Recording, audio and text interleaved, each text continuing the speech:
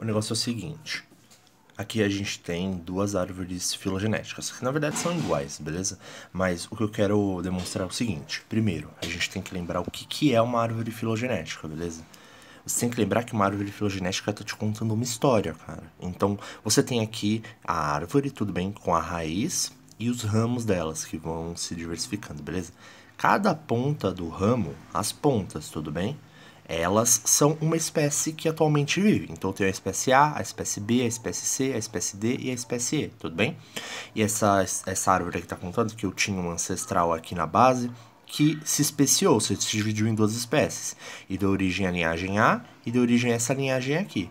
Essa linhagem aqui se dividiu em outras duas linhagens, deu origem à linhagem B. E aí essa outra linhagem se dividiu em C, e essa outra linhagem aqui, que continuou, depois se dividiu em D e E, tudo bem? Então eu tô contando uma história. Beleza. Uma coisa que é interessante então é que essa árvore filogenética, ela tá mostrando o parentesco entre as espécies A, B, C, D e E, tá? Por quê? Por exemplo, a espécie D e a espécie E, elas são bem próximas, mas não porque elas estão do lado da outra, porque elas compartilham um ancestral em comum. Onde é que está o ancestral em comum de D e de E? É o ponto em que elas se separam, tudo bem? D e E se separaram logo depois desse ramo. Então, esse ramo aqui é o ancestral em comum de D e de E, tudo bem? É como se fosse a espécie, a avó desses dois, tudo bem? E ela deu origem a essas duas linhagens. Beleza. Agora vamos para a definição de grupo. O lance é o seguinte. Um grupo monofilético. Mono vem de um.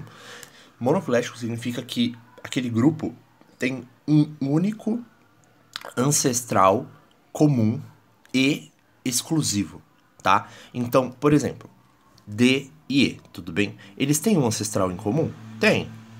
Tá bem aqui, a gente falou dele.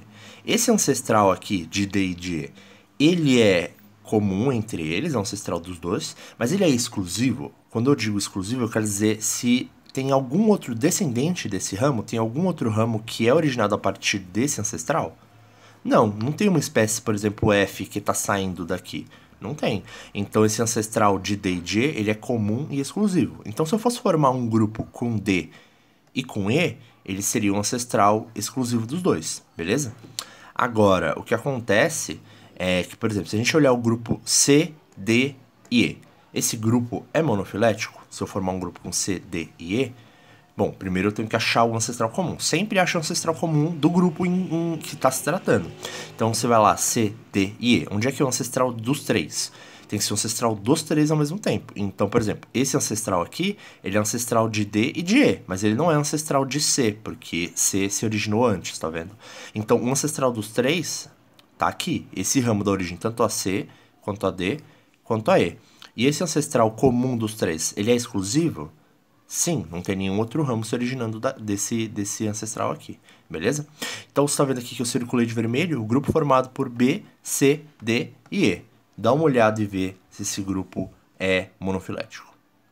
Ele é, porque o ancestral desses caras tá aqui e ele é exclusivo. Ele é ancestral de todos eles ao mesmo tempo e não é ancestral de mais nenhum grupo, certo? Esse é um exemplo de grupo monofilético. E esse exemplo aqui? Bom, esse grupo formado por B, C e D, para a gente decidir se ele é monofilético ou não, o que a gente tem que fazer? Lembra, sempre acha o ancestral comum dos integrantes do grupo. Então, o ancestral de B, C e D, por exemplo, não pode ser esse ramo aqui, porque ele é ancestral de C e de D, mas ele não é ancestral de B. Então, tem que ser esse ramo aqui. Ele é ancestral tanto de B, quanto de C, quanto de D. Tudo bem? E ele é um ancestral exclusivo? Não. Por quê? Ele dá origem aos integrantes do grupo, mas ele dá origem também a um integrante que não está incluído no grupo, que é essa espécie E. Então esse grupo aqui ele não é monofilético. Ele é justamente parafilético, tudo bem? Parafilético, então, é um grupo que é formado por espécies, né, ramos, que tem um ancestral comum exclusivo, mas que tem um ancestral comum, mas ele não é exclusivo só deles. E então você está aí excluindo um descendente desse ancestral, que no caso aqui é E. Você sempre tem que excluir um ancestral num grupo parafilético, beleza?